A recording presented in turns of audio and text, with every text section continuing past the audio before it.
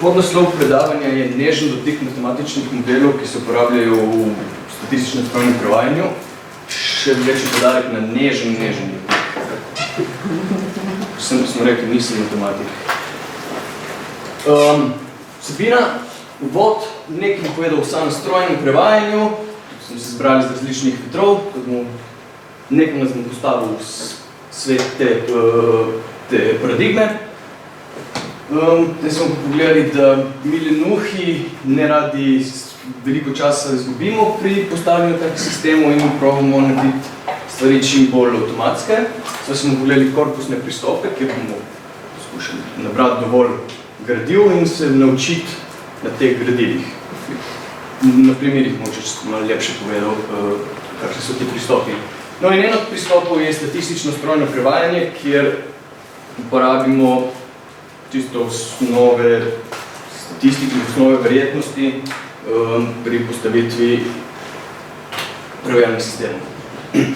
En par primerčkov še vrbo gor, da bo malo bolj zanimivo. Brez dovoda, gremo tako. Torej, machine translation, MT, is the application of computers to the task of translating texts from one natural language to another. To sem pobral z European Association of Machine Translation spletne strani in se mi zdi tak najbližji približek, ki mi je dovolj všeč. Torej, vsaka stvar, kjer si pomagamo z računalniki pri prevajanju, vsem o tem bomo rekli strojno prevajanje. Tudi, če si pomagamo samo za neke majhne koščke, pa uporabljamo sam slovar, je to, kar že nekako tako mejno lahko rekel, da je strojno prevajanje. Ampak to, kar bom jaz danes govoril, to dela ta računalnik, drugače se to ne dogaja avtomatsko. Full AMT, Fully Automatic Machine Translation, pa pomeni to. Imam neko besedilo, vržem ga računalniku in on mi pljune nazaj prevod. In vmes nimam nobenega, ki bi kaj pomagal zraven. To pa je to, kar bomo danes govorili. Ono gor je že strojno prevajanje, to je pa strojno prevajanje, s katerim se bomo danes ukvarjali. Zgodovina.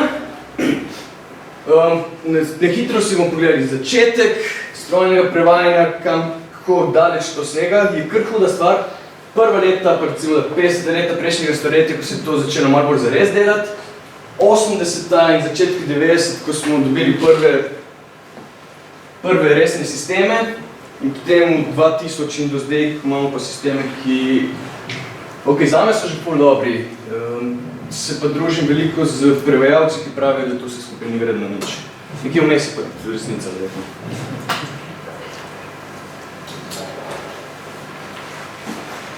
Do 1700, celo še prej, Leibniz je naredil prvi znan prevajalnik, ko je imel trak z besedami, ki jih je pravilno vrtel in potem se mu je prevajalo, ko je dobil drevo, v angleščini potem tric, ni uporabljal slovenščine, ampak jeziki, ki so ga malo bolj zanimali, francoščina, angleščina, in imel že nekakšen prevajalnik, ki ga je sestavil skupaj,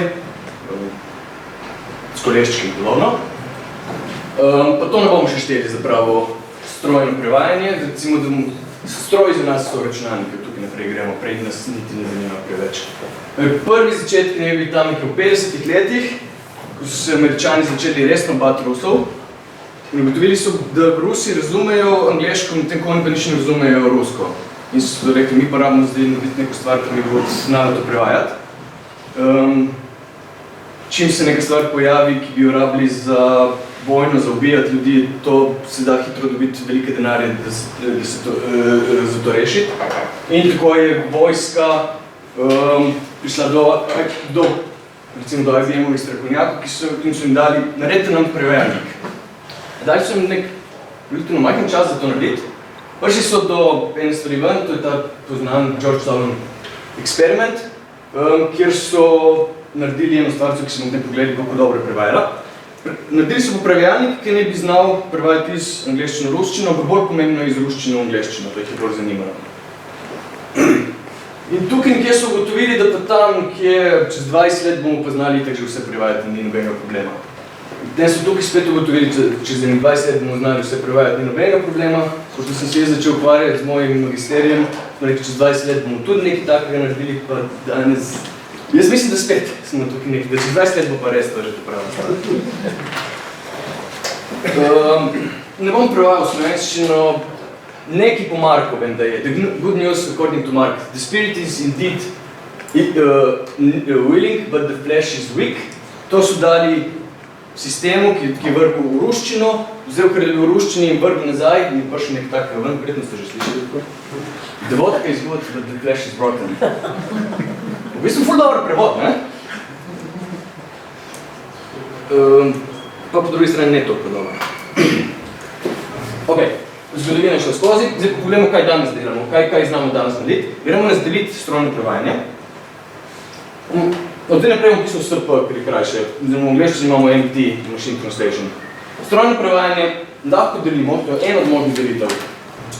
Vsak si izmisli eno svojo, meni ta všeč. Strojno prevajanje na osnovi pravil, Rule-Based Machine Translation. Zberemo en kup pravil, ki mi znajo prevajati vse majhne razlikice med enim jezikom in drugim jezikom. Največ govorimo za osnovnico. Zberemo velike slovarje, začetnega jezika, končnega jezika in prevajalne slovarje, dvojezične slovarje. Vse to zberemo, to delamo leta in naredimo iz tega sistem, ki vzame izvorno besedilo. Če je dovolj enostaven jezik, enostavno samo prevedemo v ciljno, vsako besedico posebej prevedemo iz izvornega v ciljni jezik. Vmes uporabimo še kakšno pravilo, ki mi malo premeče besede in smo ful veseli. Ne dela zmeti tako dobro. Recimo že slovenščina je tak tipičen primer, ko stvari zelo poklecnejo, ker pa može samo z raznim sklanjamo besede. Pri sklanjanju imamo že hude probleme. In ne delamo to čisto tako enostavno, ampak vsaj pri primitivnih sistemih najprej vzamemo morfološko označene slovarje, ki mi malo več povejo o izvorni besedi, povejo, da je to samostalnik, prva oseba, jednine, vse to mi pove, pa potem prevajam besedo tako, kot imam v slovarski obliki, v ciljni jezik, pa si to zapolnim vse, kar imam zraven, pa imam še pravila in dobim nekaj ven. Tako delamo. In stvari za določene jezikovne pare so ful dobre, so še zmeraj boljše kot druge metode. Pak nekako jezika ne moramo do konca opisati. Jezikoslovci, matematiki in jezikoslovci skupaj so rekli tam v enih 50 letih, da itak bomo zdaj malo naredili slovnico, ki bo znala opisati naravno slovnico in spet so se globoko ušteli. Jezik živi in ga ne znamo dobro sestaviti, ne znamo opisati vseh pravil in vsako novo stvar, ki se pojavi, moramo povezati z vsem skupaj in tukaj nam zmanjka. No in ker smo malo leni, zelo imamo dovolj dobre računalnike, imamo dovolj besedil, imamo internet, lahko zberemo dovolj besedil, dovolj teksta, dovolj primerov, kjer bi prevajali.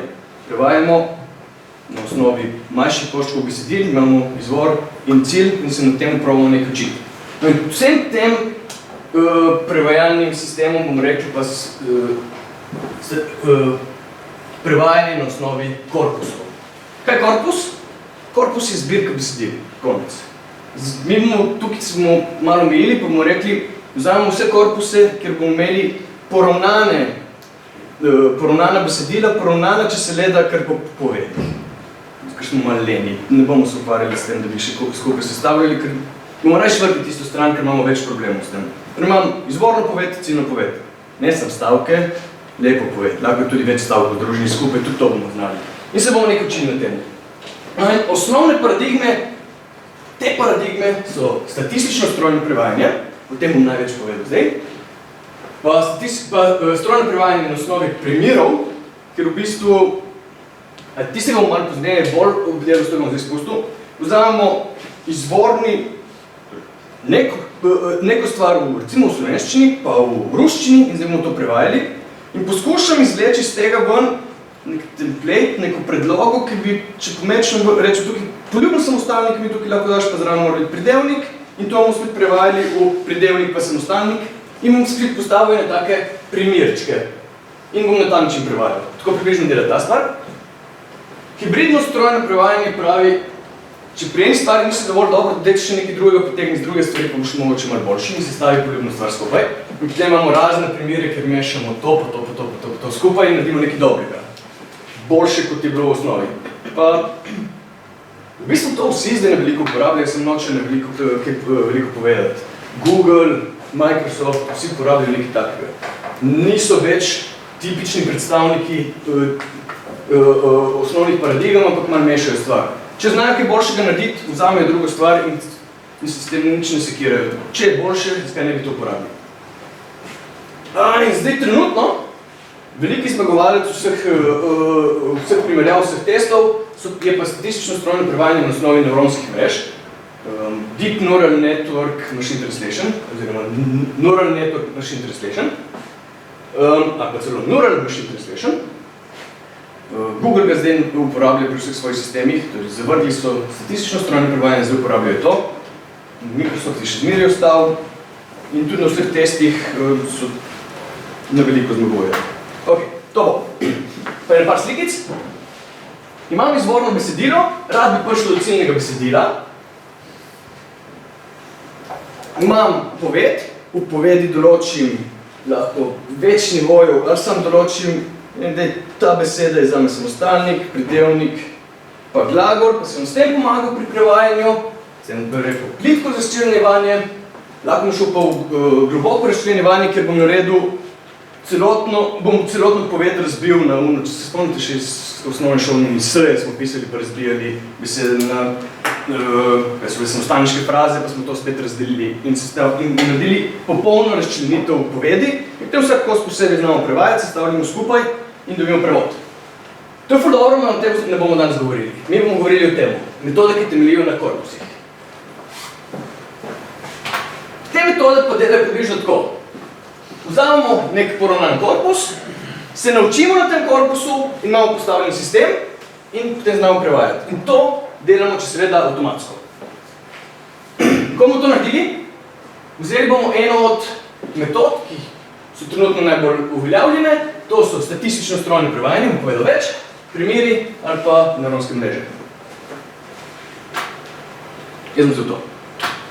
Zakaj? Ga najboljše poznam. Malo sem se igral s tem pa se še moram igrati, pravijo, da je dobro, ampak nimam časa. Torej, kaj je korpus? Korpus smo rekli, je...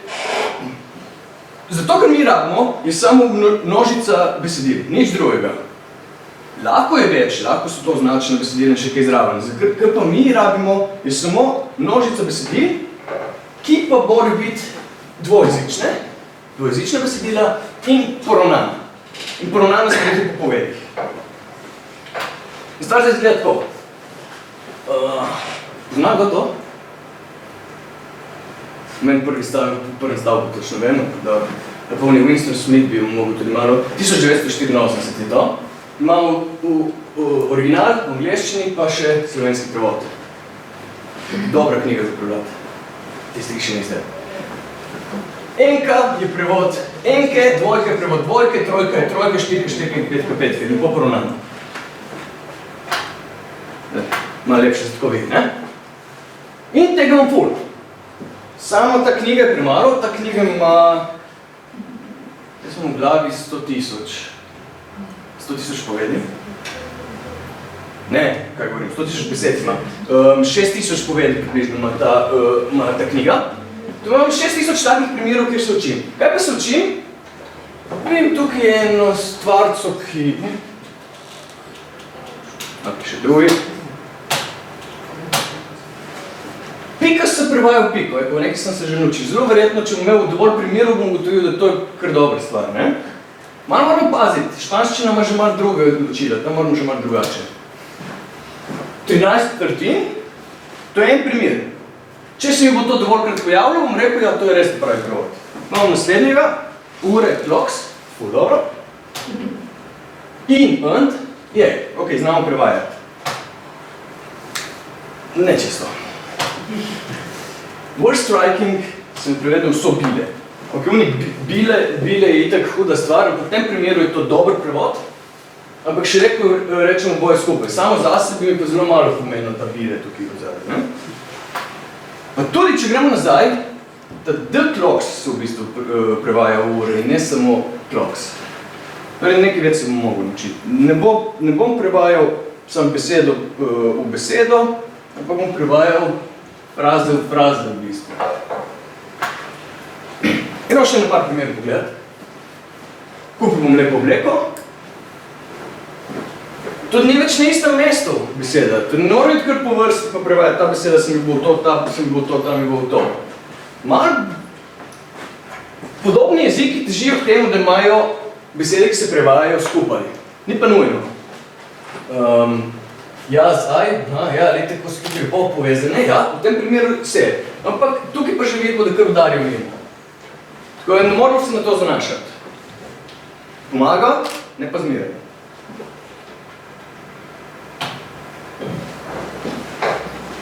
Ok, korpusni pristop. Rabimo korpus. In se rekel 1984, full horror stvar. Druga stvar, ki sem jaz dobil že pri magistrskem delu, tako kot idejo, oziroma Biblijo. Biblija je idealna stvar. Kot tekst me ne zanima, kot sam jezik je neuporabna, ker je jezik arhaičen in imam probleme. Tam noter recimo nimam besede računalnik, torej jaz ne moram mojih tekstov prevajati, imam probleme. Ampak okej, je pa idealen, zakaj? Vsak psalm je točno označen številko v vsakem jeziku in vsi so lepo povezani. Točno imam lepe prevode. Super. Še zmeraj stvari premajhne. Rabim velike poravnane korpuse. Velike.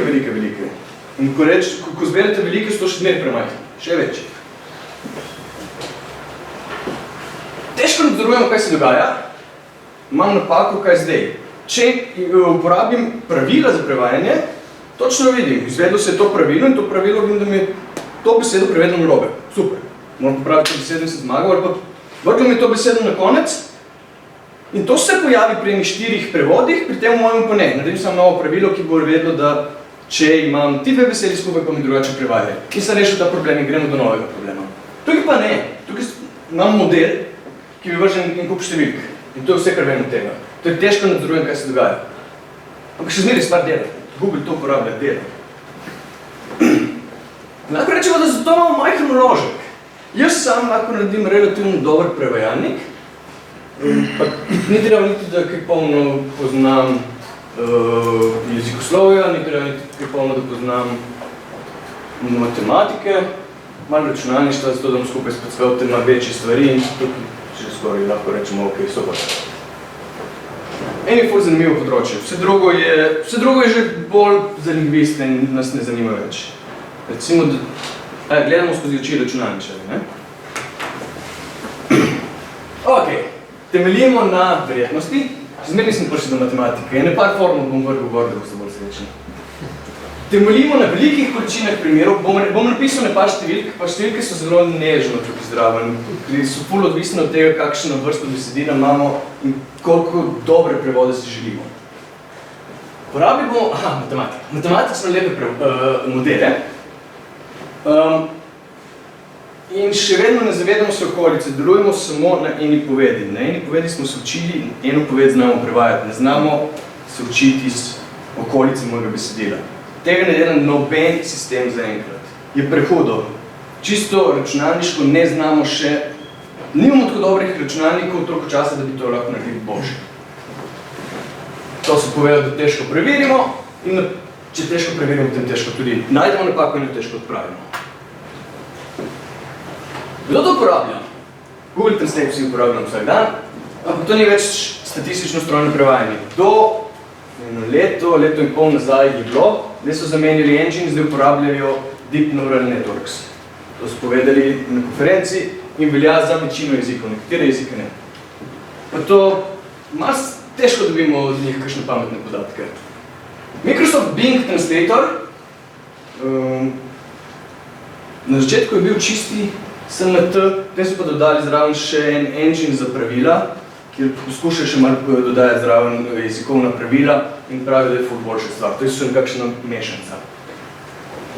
IBM je bil tukaj itak prvi, še zmeri se da kaj od njih dobiti, in z tega ven je nastal odprtokodni projekt Moses, kjer lahko dobite zastojn ogrodje in si postavite lasten sistem. In se da tako, recimo, v enem mesecu si postaviš en čisto lep sistem, ki slabo prevaja, ampak lepo dela. Nekaj takega imam se tukaj gor, tudi to sem si izigral.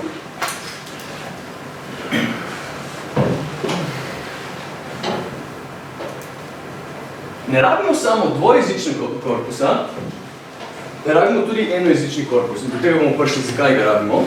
In ta enojezični korpus ne bi bil nekajkrat večji od dvojezičnega. Google pravi tako 10-krat. Dobro, njihove številke so tako. Vzemi milijardo besed, dej razi vsak slučaj 100 milijard besed, kaj te briga. Ne, milijardo besed mogoče požrejo vsi računalniki, ki jih imamo in faksu 100 milijard ne požrejo niti Slovenije.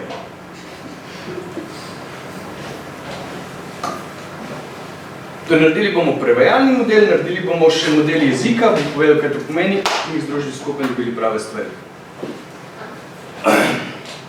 Dve fazi sem že narisal. Prva faza bo učna faza, ker se bomo mi naučili bomo modele, naučili bomo parametre naših modelov in potem v prevajalni fazi bomo imeli narejen prevajalnik, ki bomo dali neke prevode, ki bojo na matematičnih modelih bili prevedeni in dobili bomo ven ciljno besedilo. Torej, rabimo usporedna besedila, tudi ta naš korpus, ki je povezan po povedih. Rabimo nekaj milijonov takih primerov. Smo rekli, 1984 ima 6000. Do nekaj milijonov moramo priti. Google pravi vsaj 100 milijonov. Povedeni ne bojo preveč dolgi vseeno. Jaz sem se omejil pri meni na 20 besed največ. Vse, kar je bilo več, je problem, da so že tako zakomplicirane povedi, da sem na natančnost izgubljal, da bi pridobil. Modeli so se enostavno preveč natančno učili teh velikih stvari in smo na manjših primerih imeli slabše rezultate. In rabimo še enojezični korpus ciljnega jezika. Čim več slovenskih besedil. Zakaj? Rabim lepe povedi, na katerih se bom naučil model, kako bom sestavil lepo poved v slovenščini. No, in zato pa ne bi rabil nekaj 10 milijonov besed, več, Google pravi milijardo. V bistvu imamo to, za slovenščino imamo milijardo besed, imamo korpus milijardo besed, enojezični korpus. Ker ne vem točno, odkot vse ste prikapljali skupaj, bomo šli zelo nežno skozi, pa spet to razlaga en računalničar, ki pomeni, da je to da sem, inženir. Inženir pobira stvari s police in jih uporabi. Matematik mi nekaj naredi, jaz to vzamem in uporabljam pri sebi. Grem na matematična predavanja, je ful lepo in sem jaz oni prvi, ki vprašal, zakaj pa to rabiš? Ker ima ful lepe lastnosti. Ne, zakaj? To zakaj je polno, jaz ukradno za njimi naredil nekaj pametnega. Verjetnost. Imamo poskus. N med sebi enakih izidov, imamo nek dogodek A, M ugodnih izidov. In verjetnost tega dogodka A je M deljeno z N, torej število ugodnih izidov deljeno s število vseh izidov. Pa gremo še na primer. Imamo N poslušalcev 1, 2, 3, 4, 5, 6, 7, 8, 9, 10, 11, 12, 13, 14, 15, 16. N je 16, M je 1, 2, 3, 4, 5, huda populacija, 6. M je 6. Jaz sem rekel, da nas bo 20. Ne, narobe sem napisal. N pa sem obrnil. Tam gor sem napisal, tukaj je prav. Torej 5 pa 20 sem rekel, nisem pomofilil, ne? In dobimo tukaj v tem primeru 1/4 verjetnost, da nekdo nosi očala, je 1/4. Rabimo pogojno verjetnost. To je verjetnost, da se zgodi dogodek A, pri pogoju, da se je zgodil dogodek B. To je lahko definiram, da to je moja verjetnost dogodka A, pa imam verjetnost dogodka B, pa še nekaj moram narediti s presekom obeh verjetnosti. Lahko sta dogodka neodvisna, so ločene, v splošni pa nista neodvisna ta dva dogodka. In stvar zapišemo približno tako. Verjetnost AB deljeno z verjetnostjo B. Verjetnost B ne sme biti 0, ne? Dobro, to je precej. Kako to rešimo v računalništvu, v teh primerih naših? zelo po domače smo inženirji, daj mi eno majhno vrednost za 0. Resno, tako delam, konec. Se ne sekiram, kaj preste. Ni dovolj, še eno funkcijo moramo uvesti, zato da bomo lahko kaj pametnega naredil. Argmax, argument so maksima, kakšen lepši prevod. Po domače povedano, argmax neke funkcije mi da točko, v kateri je njena največja vrednost. Torej, argmax od sinus x deljeno z x je 0. Bo? In od tukaj naprej bomo šli.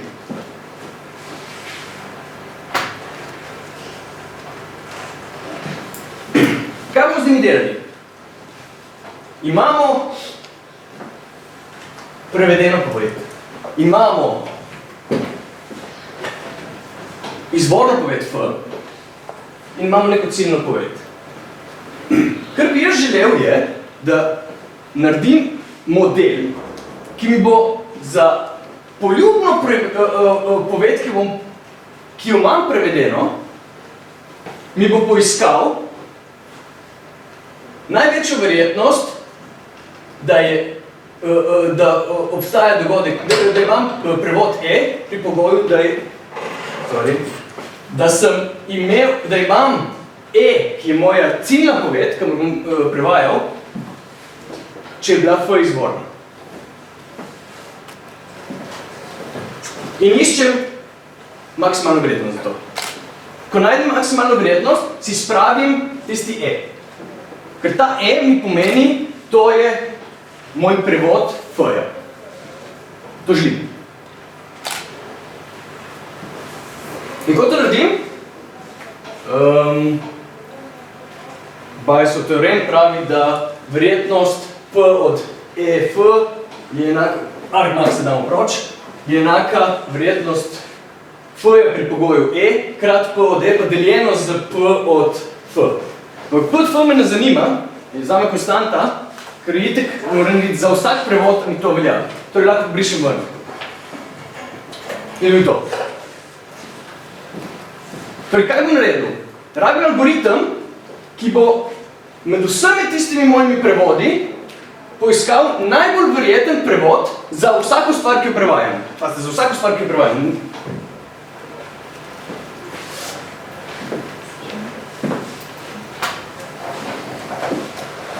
No, in zdaj stvar razdelimo na dva dela in bomo rekli, da verjetnost za izvorno poved, to je to, pomeni, da imam poved, ki jo, kako sem napisal? Ok. Imam neko ciljno poved, iščem verjetnosti, da je neka poved izvorna za to ciljno poved. To pomeni, da je moja ciljna poved je prevod te izvorne povedi. In iščem verjetnost za vse take pare. In si jih spravim in iskal bom pa maksimum. Iščem verjetnost za take pare. In si jo spravim. Ker naredim velike tabele in za vse te možne pare si spravim verjetnosti. In druga stvar je, če se vrnemo nazaj, je pa da P od E. Verjetnost za ciljno poved. Ok. In kaj to pomeni, čisto lingvistično? Prva stvar, tukaj je malo sprav P od E piše. Prva stvar je točno prevajalni model. Torej, to je prevod iz izvornega besedila v ciljno besedilo. Ampak dobil sem ga pa tako, da poiščem za vsako ciljno besedilo najbolj verjeten prevod. Druga stvar pa je jezikovni model. Jezikovni model mi bo povedal, to je pa res dobra poved v ciljnem jeziku. Večja, ko je verjetnost za neko poved, večkrat se je pojavila v mojem korpusu, večja je verjetnost, da je pravilno napisana. Nima noben, ja?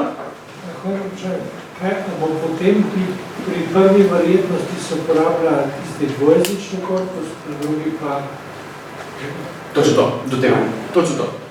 Tukaj bomo uporabili dvojezični korpus, ker bomo prevajali in bomo poskušali vse bistvo, ampak pazite, malo stvar obrnjena na glavo. Poiskal bom vse prevode za Poiskal bom vse osnovne oblike za prevode. Torej imam znan prevod in poiskal bom, kaj imam na začetku. To bom pogledal pri mojem dvojezičnem korpusu. Enojezični korpus mi bo povedal, ta poved je pa ful lepo napisana. Torej ta stvar mi bo povedala, kako bo poskušala modelirati ta prenos dejanske informacije iz izvornega v ciljni jezik. Ta druga mi bo povedala, to je pa res dober ciljni jezik. In kar jaz iščem, je največjo vrednost zmnožka tega dvojega. Ker to bo pa pomenilo, res si pobral vso informacijo, ampak v ciljnem jeziku nisi bedarij pisal. Pomeni, da bom imel tudi v ciljnem jeziku lepo zapisano poved. No, in prevajalni model da večjo vrednost parom, ki se večkrat pojavljajo. Imamo 13 četrtin bo nekaj določil in nekaj določi. Če bo to nalepo skupaj, ni nujno, da bo to bilo sploh v slovenščini. Bo pa ful dober prevod. In po drugi strani, ciljni jezik bo pa večjim koščkom dodelil, bo pa pobiral na tirice, ki jih večkrat opazi in rekel, to se tokrat pojavi, da to je pa že dobro napisano. In bomo probali s tem simulirati, kako je napisan neka poved v ciljnem jeziku, v tem primeru v slovenščini. Torej, tukaj ne bomo nič govorili o temu, a smo dobro prevedli, ampak samo o temu, da imamo lepo besedilo. Ok, zdaj, prvo stvar bomo malo spustili zdaj enkrat, kako bomo prevajali, in se bomo posvetili modelom ciljnega jezika, torej language models. Delali bomo z n-grami, z n-tiricami, in ponavadi 3 gram je malo tako vzeti. Pri prevajalnikih recimo, da še je. Medtem, ko modeliramo same jezike, pa uporabljamo tudi več grame. Recimo, Google je zdaj ponudil 5 grame za res ogromne korpuse, ki so prosto dostopni in lahko z njimi si pomagamo pri modeliranju jezika, seveda, angleščina. Torej, kar mi želeli je višjo vrednost bomo dali povedem, ki so dobre v ciljnem jeziku. In stvar prije približno tako skupaj. Vzamemo najprej unigram model. Unigram je ena beseda. Torej, verjetnost, da se pojavi ta niz x1 do xn, je enaka vrednosti posameznih besed. To je za začetek poor man's choice, več kot to ne znam, to je to. In je nekaj približno. Ampak gledam nekaj takega ven. Vemo, da najbolj verjetna beseda v slovenščini je. In tukaj imamo par besed branih skupaj. Verjetnost za ta stavek, p, je najboljši na svetu. Več se ne da. Pa ni to slovenska poved, ne? Torej, to ne bo dobra stvar. Je začetek, je boljši kot nič, ampak ni preveč uporabno. To uporabljamo samo, ko ne vemo nič drugega, kak delati. Bigram model se že malo bolj približa in pravi to, da bomo verjetnost nekega niza bomo modelirali tako, da bomo množili pogojne verjetnosti glede na zgodovino. In v tem primeru zgodovina 1. V bistvu, če ste že slišali za HMM model, ki Markov model je to stopnje 1. Imamo našo besedo xi,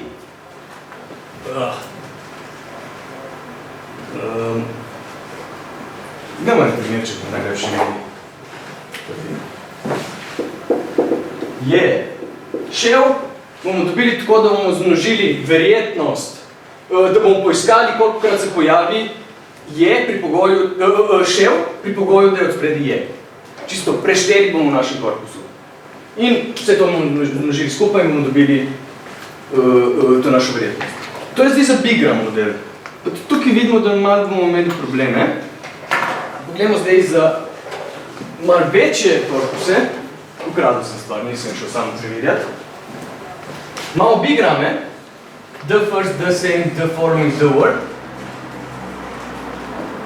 In verjetnost same besede the. V tem primeru spet imamo 3 gram, in v tem primeru 4 gram. In vidimo, da to so pač tolikokrat se v tem besedilu pojavi ta 4 gram. Please close the gate. Ničkrat se pojavi please close the first. To preštejemo. Ogromna besedila, milijarde besed, preštejemo. Komu pa zdaj iz tega sestavili model, ki mi bo pa znal modelirati to stvar, ki sem zdaj opisal? Ena stvar je, da naredil točno dekompozicijo in bom naredil lepo sam porazdelitev, ker bom za ta moj niz bom rekel, da iščem verjetnost, bom vzel verjetnost moje besede, ki jo bom zmnožil z pogojno verjetnostjo moje besede z vsemi predhodniki. In to moram narediti za celotno zgodovino. Da moram narediti za vsako besedo, moram narediti vse, kar se pred njo pojavljalo. In tega ne moram narediti konec. Čisto po domače povedano, imam preveč besed. In kaj naredim? Naredim to isto stvar, ampak naredim za k-gram model, ki pomeni, da bom imel zgodovino k-1 prejšnjih besed. Torej, 3 gram model v bistvu mi modelira 3 gramčke. Verjetnost, da se mi pojavijo te 3 besedice v besedilu. V besedilu govorimo o celotnem korpusu. Po domače povedano, kaj bomo naredili, šli bomo prešteti, kolikokrat se pojavijo te 3 besedice skupaj v celotnem korpusu. In smo s tem skoraj že zadovoljni. In malo mi še zmanjka.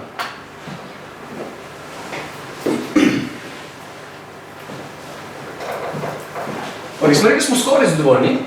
Problem je to, da bo še zmeraj besede, ki imajo večjo verjetnost, mi bo izkakali ven.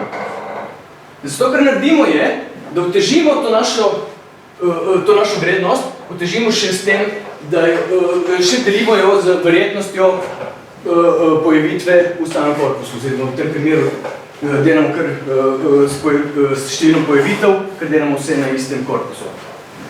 Če pogledamo ta primer, verjetnost za dvojni v pri pogoju, da je bil prej v, začunamo tako, da bomo prešteli, kolikokrat se pojavita v, in delil bom se skupaj številom, kolikokrat se pojavi v. Ker v je ful pogosta beseda in moram to še odrezati ven. Recimo za avto dobim nekaj takega ven. Torej, rdeč avto, ta košček iščem. To je verjetnost, tolikokrat se je pojavil rdeč avto in delim z rdečem. In dobim, da se tolikokrat pojavi.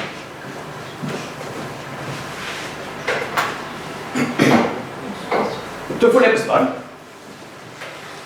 In zdaj znam lepo modelirati ciljni jezik. Znam izbrati iz unih primerov, ki mi jih da prevajalni model, ki mi jih vrne neskončno primerov v teoriji, pa bom nekje odrezal črto in nizke verjetnosti ne bojo zanimale. Iz teh moram zdaj izbrati najboljše prevode v ciljnem jeziku. In to bom naredil tako, da bom vzel ta moj opis v ciljnem jeziku in ga samo zmnožil s temi in vzel največjo vrednost. In to je moj najboljši prevod. Želim drugi najboljši prevod, enostavno ga dobim. Tretji, četrti, peti in sestavim skupaj. No, cela ideja tega pa prihaja iz malo sorodne domene sicer, iz drugega vogala, prihaja iz speech recognition, oziroma iz razpoznavanja govora, kjer so definirali šumni kanal in definirajo točno to, kar sem zdaj opisoval, da mi iščemo, kaj smo dali na vhod, če imamo znan izhod. Torej, vem, kaj sem prevedel in zato bom iskal, kaj je ta stvar, ki jo prevajam. In če to zmodeliram za vse moje možnosti, bom dobil točno prevajalni model. Torej, se zdaj zamislimo, še zmeraj se učimo, zamislimo si kanal, ki bo nekako spremenil vse angleške povedi v slovenske. Imam neko tako stvar.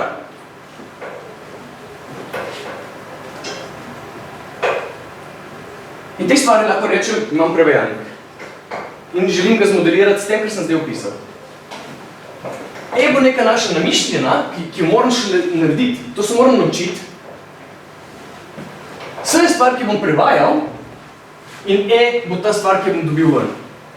Ampak ideja je, da imam zdaj jaz kanal, ki ga moram še zmodelirati.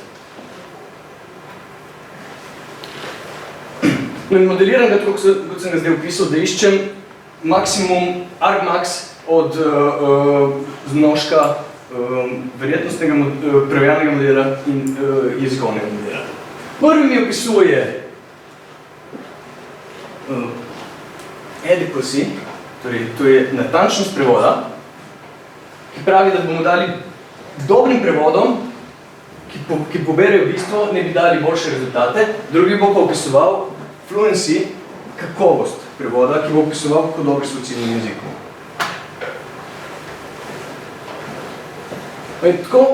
Tako postavimo lahko zdaj svoj sistem. Imamo zdaj modele, s katerimi postavim prevajalni sistem. Ko imam postavljen prevajalni sistem, je to zame dekoder, temu dekoderju vržem izvorno besedilo in dobim ciljno besedilo ven. In stvar lahko naredim tudi sam. Kdo je tak, ki mi jo naredi sam? Ups. Je tukaj zmanjkal. Sam lahko naredim to stvar, tako da vzamem eno od največ prtokodnih orodij.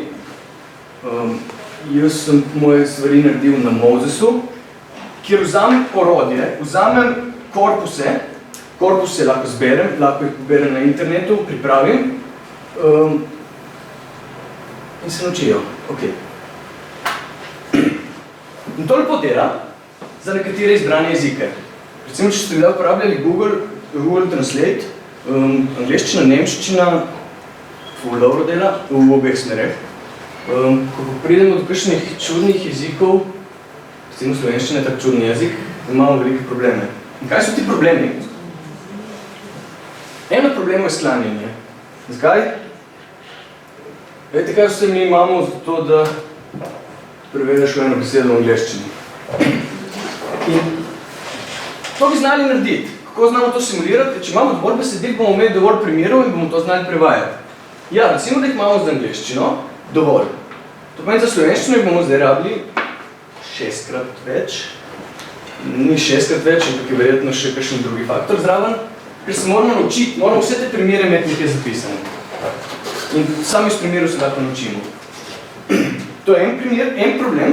Drugi problem, ki ga imajo veliki prevajalniki, pa je ta, da smo mi enostavno za njih premajhni, premalo pomembni. In kar oni naredijo je, da vzamejo prevajalnik, ki zna prevajati iz našega lepega jezika slovenščine v angleščino. In šele potem prevedejo en drugi jezik, ki nas zanima. Vzamemo ruščino.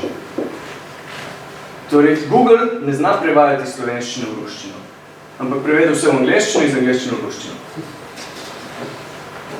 Pa ta primer mogoče še ni toliko hud. Hoče je ta, ki sicer mene ful razveseli, hrvaščina. Vam da ful sorodna jezika, znamo predvsej dober prevajalnik narediti, če bi samo besedila spustili skozi skoraj. In par pravil postavimo, smo že skoraj zmagali. Google naredi to, da prevede v angleščino, tudi prej nazaj sem. Zato so moji prevajalniki boljši kot Google za ta dva jezika. Nasplošno niso boljši. Ja, in se bojim, ko bo Google imel dovolj časa, da bo to naredil in bo premagal. Ampak zaenkrat se še niso lotili in imam to srečo.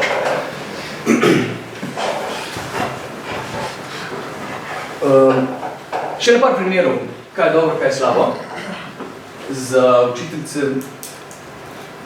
ki morajo pogledati seminarske naloge in tudi za one, ki morajo pripraviti seminarske naloge tam bolj odzadaj. Najbolj pogosta napaka sem v tem sistemu. Kaj narediš? Učiteljica reče, pripravi seminarsko nalogo o tej in tej temi, greš lepo na wiki, dobiš lepo v angleščini, ful dobro, vržem to v prevajalnik, dobim slovensko, malo popravim na prvih par besed in oddam. Super. Kako vas bojo ulovili? Smo rekli, prevajamo preko pivotnega jezika.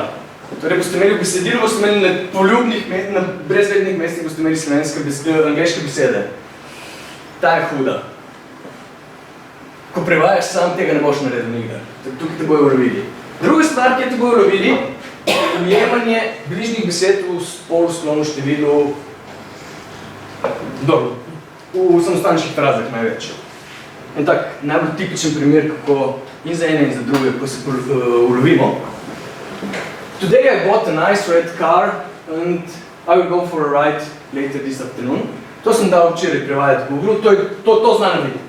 In dobim ven to, danes sem kupil lepo rdeči avto in sem šel in bom šel za vožnjo kasneje popoldne. Na hitro pogledano sploh ni tako slaba stvar. Tega ne bo nobeden sam napisal. Lepo rdeči avto. Te napake ne bomo naredili in konec. Tukaj vas dobijo. Tako je pasta, vse to morate fajn pogledati, prejem na sloven. Ko sem to sestavil skupaj, primil sem prevod in ga vrgel še v eno orodje, tudi na internetu dostopno, označevalnik slovenskih besedil, ker v prvem stolpcu imam originalno besedilo, tukaj imam leme, to so osnovne slovarske oblike, sem rata biti, kupil rata v osnovni obliki, kupiti in tako naprej. Tukaj so pa zdaj oznake in sicer prva črta pomeni glagol, pridevnik, samostalnik, ne vem, pa nisem učiteljica v slovenščini, da bi me kaj igrala, tako da sem miren, veznik in tako naprej. In to so še naprej podskupine za posamezno besedno vrsto, kjer imamo recimo tukaj samostalnik, obče ime, moški spol, ednine, tožilnik in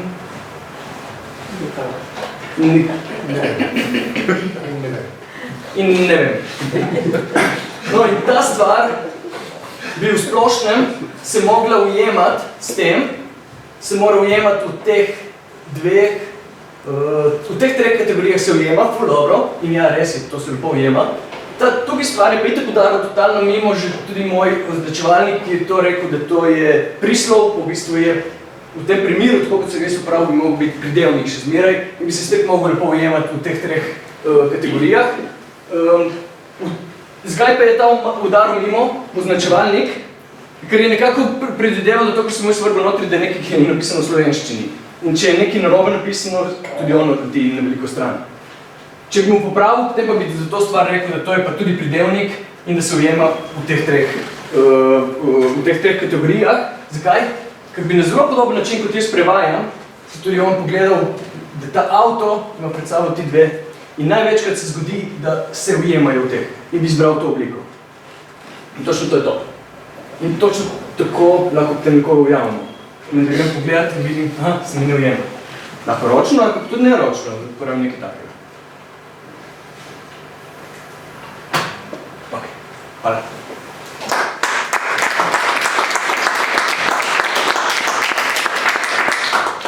Zdaj imamo čas za vprašanja.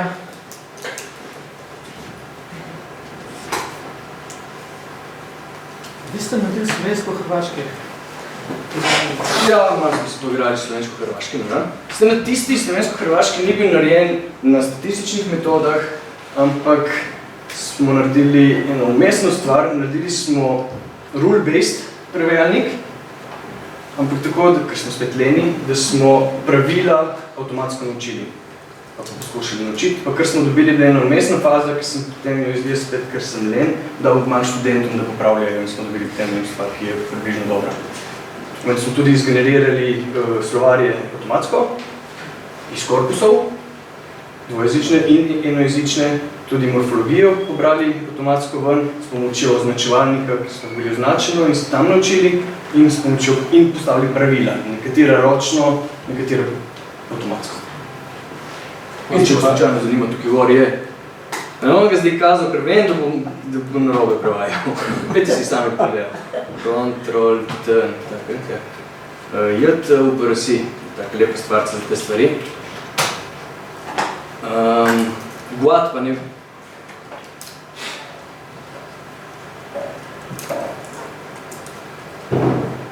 Guat je za srbščino, imam pa tega za hrvaščino. Zmeri pravim, da tega ne smem narediti. Kaj dvojine prevede? Midva. Ja. Ne. Midva sva par. Malo problem s kakšnim koščkom. Kakšno tega besed ne bomo poznal? To je to, kar ne smem delati, ne? To je druga stvar. To pomeni, da sem nekaj narobe sestavil skupaj. Ni narobe prevajal, to je že moja stvar. Tri pa se res ne sme pojaviti skupaj. To pomeni, da sem eno pravilo narobe postavil. Ja. Nekaj res čudne reči, celo velika črka. Ja.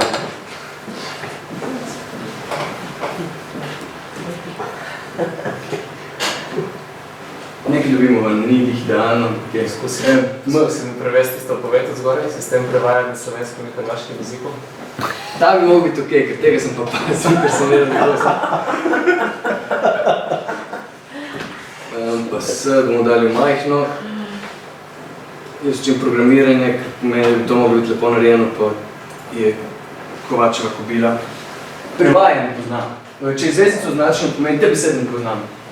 Je sicer... Ne poznam je konec. Među slovenski. Hrvaški. Problem še? Tu pa problem še. Ok. Ja, res ga moram enkrat malo bolj pogledati. V osnovi prevajalnik je veliko boljši, kot pa prije zdaj tukaj ven, ker je par napak v samem sistemu. Ta hrvaški bi mogel biti.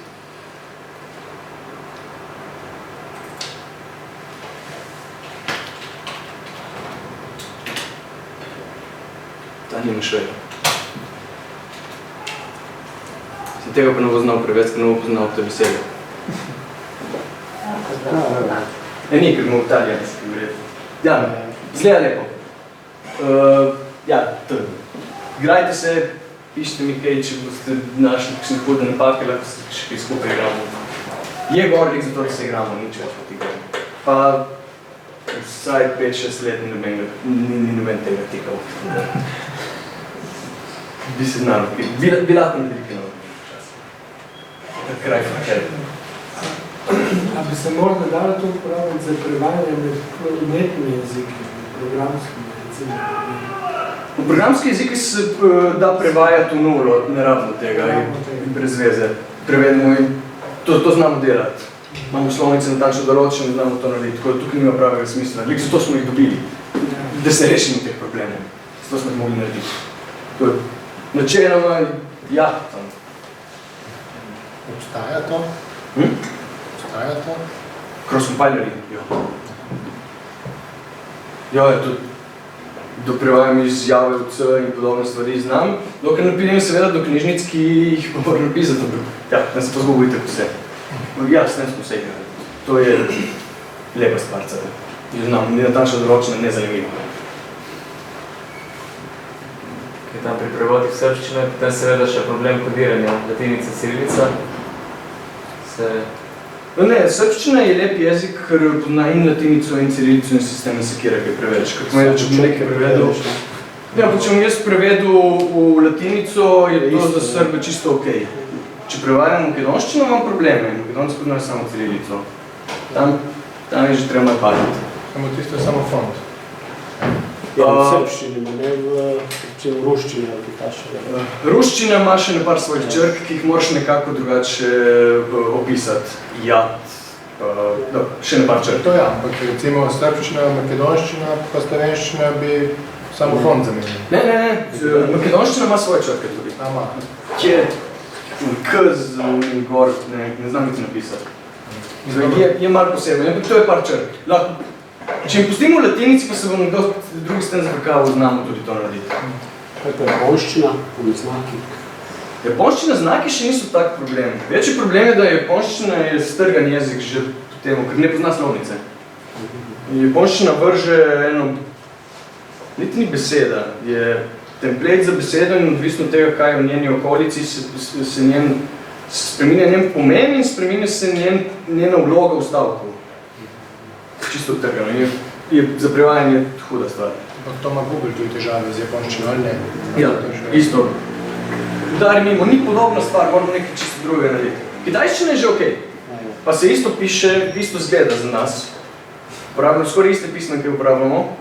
Pa eni imajo slovnico, drugi sploh nimajo slovnice in čisto drugo. Ja, ene znamo prevajati. Pri enih imamo lepše za prevajati kot pri drugih. In zato je lepo, to je taka neka bližnica, slovenščina, hrvaščina.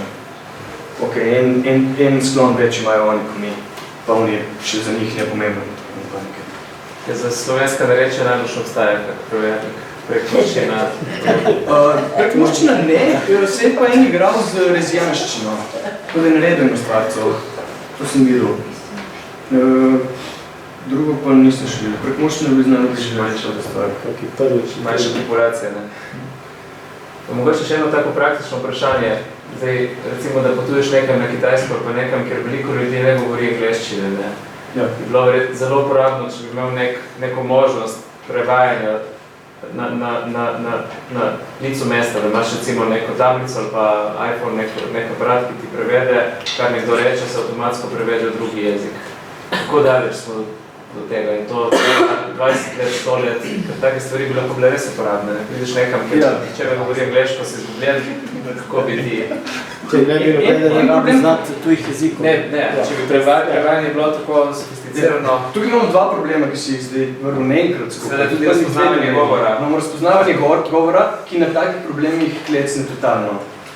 Razpoznavanje govora na oddajah, na tem, če imamo profesionalne speakerje, ki smo jih še malo naučili in delajo to v studiu, in govori novice, dnevnike, jih prevaja direktno in fali recimo da tam 3 do 4% besed samo. Vse drugo v nulo razpozna.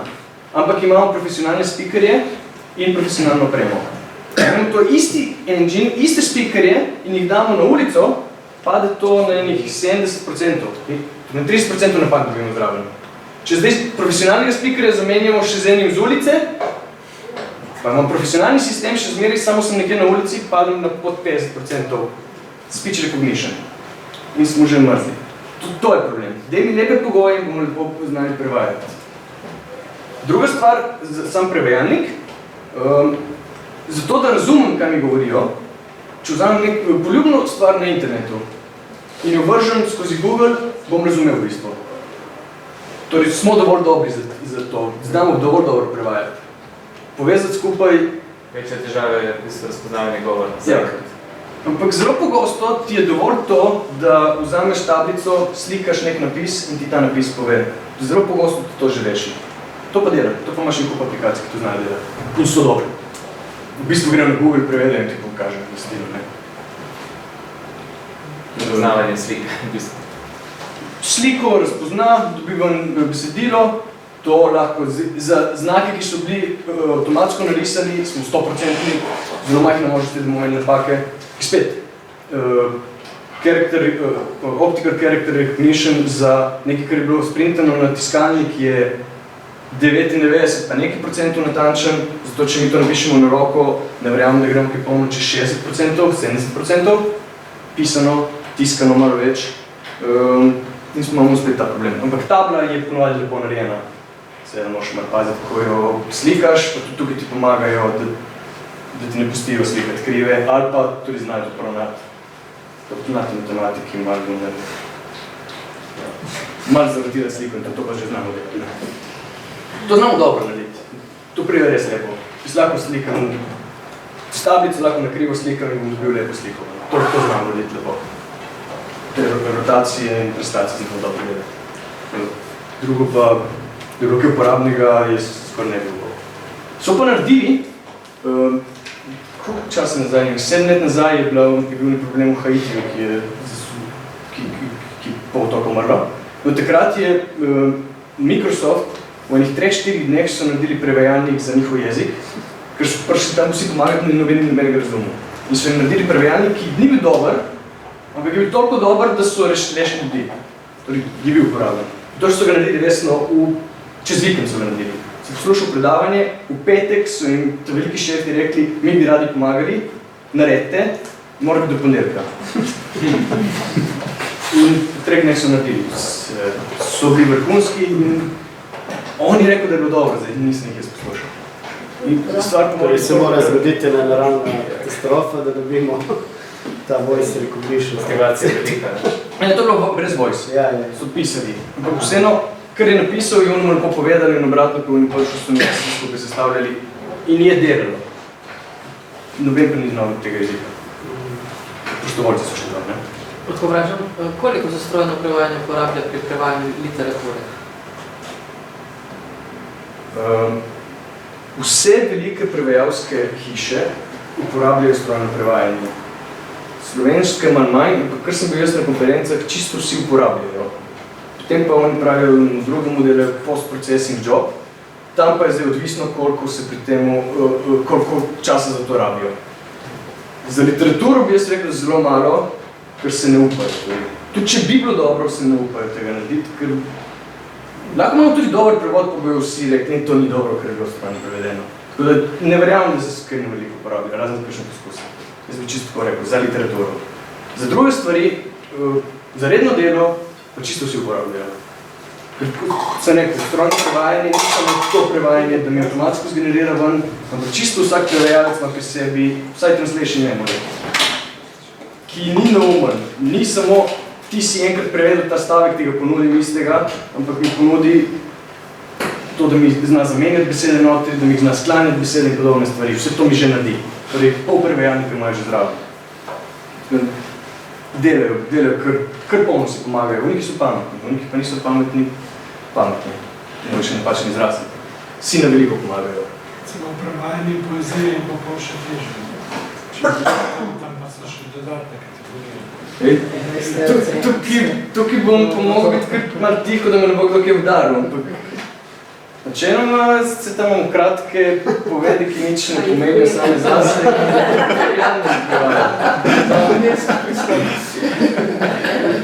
In po drugi strani, kar moram poiskati, je, da se mi zadnja beseda rima z onimi prejšnjimi. Če mi poveš na 3 pravila, po katerih se to rima, imam velike slovarje in bom naredil ta prevod. Bi bilo zanimivo za poskusiti. Tako še znani konkretni poeziji. Ja, verjetno bom zgubil ono bistvo, ki je tako mehko upleteno notri in to, ja, okej, ker ga ne vidim tudi sam, in to je drugo. Potem ko, pravim, se ne upamo tam tikati, imamo dovolj drugega dela. Prevajanje priročnikov je glavna stvar, ki so uporabljali strojno prevajanje in tega je neskončno. In tudi veličina prevajalnikov tako nastala. Taki sem ga jaz uporabljal skupaj s Čehi in nastal sam zato, da so prevedli Autodesk, za risanje teh AutoCAD, so mogli vse te priročnike prevesti po ruščino. In niso šli to prevajati iz angleščine, ampak so išli iz češčine, ker so jih že imeli prevedene. In to so tako naredili, da so naredili prevajalnik, vrgli po skozi in jih dali na policiji, tega ni nobeno uporabljali. So pa jih naredili. In to je bilo tiskati avtomatsko, ker drugače niso mogli prodajati v ruščini tega izdelka. Tako vem, da so naredili ta izdelek, ki sem ga potem izprl, ki ga še zdaj malo se igramo z njim. Tudi merilnike za srčni trip so prevajali strojno. So Tartarejt prevedli v srčika v rok. Za Kitajci se pomagajo na nekaj način.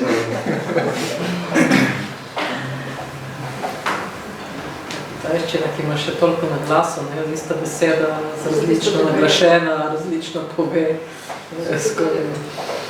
Ja, in še v besedilu tega skoraj nikdar ne pišemo. In če ne pišemo, ko sem isto naučil. In zato, ko prevajamo, se na glase brišemo proč. Se sploh s tem ne sekiramo. Ne znam, sorry. Je pur men's choice. Če nimam besedil, ker bi se učil, potem jaz nič pametnega iz tega ne moram sestaviti. Razen, če naredim neko pravilo, ki mi bo znalo povedati, da ta naglas mi nekaj pomeni.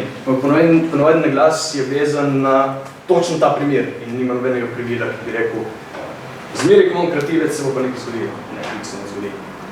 To je samo druga beseda.